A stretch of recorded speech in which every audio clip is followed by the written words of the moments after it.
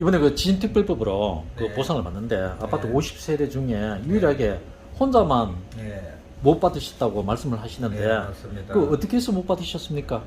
제 같은 경우에는 지진이 일어나고 그 토지보상법으로 안 하고 특별법으로 하기로 해서 천지로부터 그 서류 같은 걸 모든 걸 접수해 갖고 다 넣었습니다.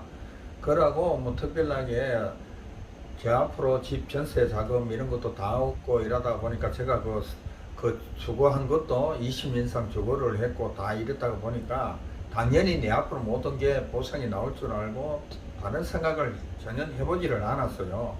그런데 뭐 시청에서는 연락을 줘가지고 어떻게 다른 방식으로 서류를 해가 오세요 이런 전혀 그런 소리를 전혀 들은 적도 없고, 그래서 뭐 설마 저는 내 앞으로 돈이 정상적으로 나오겠지 이렇게 아무런 생각 없이 그냥 있었는데, 나중에 통보 오기로 전혀 그 해당이 안 됩니다. 제로 이런 식으로 서류로 날아와서 안 된다고. 그래가 알아보니까 나중에는 시청에서 얘기하는 것이 이거는 그 전 집 주인 앞으로 놔야 됩니다.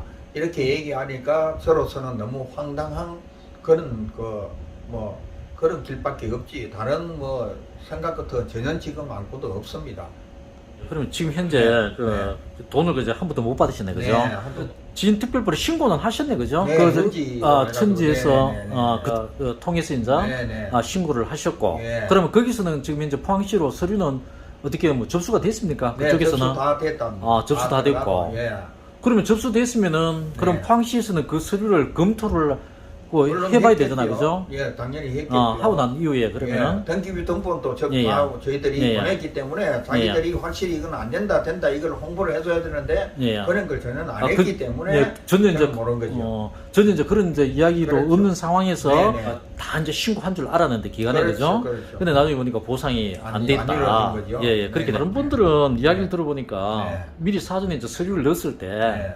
기준이 안 된다, 뭐 네. 당사자에 해당이 안 된다라고 해서 네. 그 뭐야 서류 또 수정이라든가 뭐 이렇게 뭐 통보가 왔다라고 이야기를 하던데요. 네. 근데 사장님한테 전혀 이제 그런 연락이 안 왔네, 그죠? 네, 전혀 그런 서류적인 거 없었어요. 사장님 혼자만 지금 못 받은 네, 경우죠, 그죠? 그렇습니다. 그 이걸 어떻게 이제 해결해야 될지 어떻게 해결해야 되겠습니까, 이게?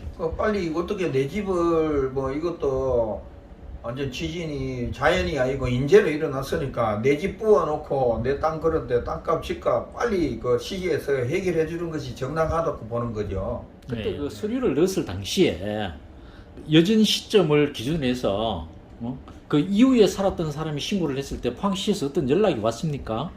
저는 손해사장을 끼고 했기 때문에 거기다가 갖다 드리면서 접수가 다 완료가 됐다고 시청에 접수 번호까지 제 핸드폰에 떴더라고요.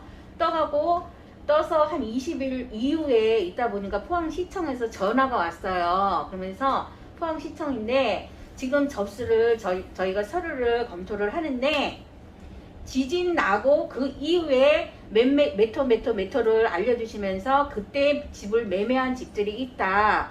그 집들은 이 서류가 필요가 없습니다.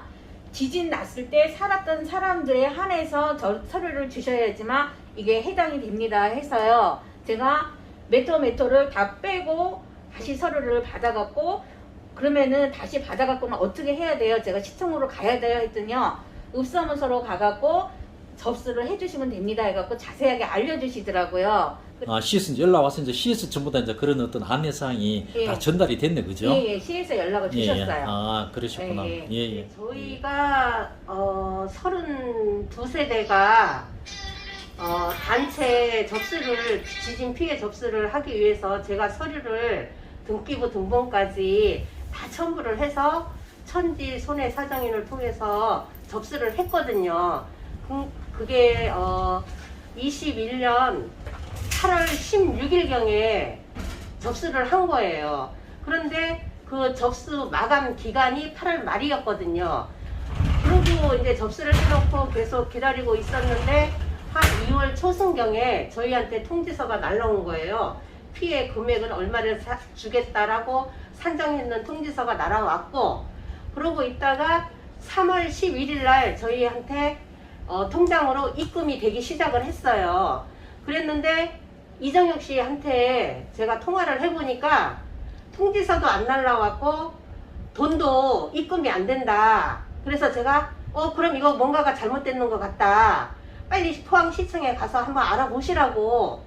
그래갖고 3월 한 12일경에 포항시청을 이정혁 씨가 방문을 하신 거예요. 그러니까 이제 그날 포항시청을 방문을 해서 지금처럼 잘못됐다는 그런 이제 설명을 들으시고, 그래서 포항시에서도 또 뭐라고 했냐면, 그러면 전주인을 데리고 와라.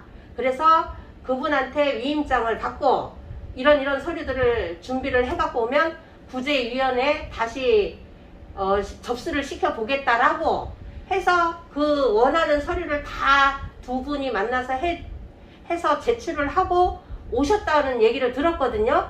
그래서 잘 되겠지, 보상이 다른 사람하고 똑같이 잘 지급이 되겠지라고 생각을 하고 있었는데, 지금까지도 단돈 10원도 입금이 안 되고 전주인이 접수를 안 했는 그런 실수를 했기 때문에 보상금을 10원도 나갈 수가 없다, 이런 결론을 지금 갖고 있기 때문에 저희 50세대 공동주택은 지금 토지보상법이든 뭐든 해서 땅도 시에다가 매입을 시키든지 이런 어떤 정리가 돼야 되는데 아무 일을 진행을 시킬 수가 없는 상황이 되어버려서 정말로 저희 아파트는 지금 난감하고, 그래서 땅 보상금도 받지도 못하고 해서 주거 문제도 그렇고 아직도 지진이 진행 중인 그런 아파트가 되고 있습니다.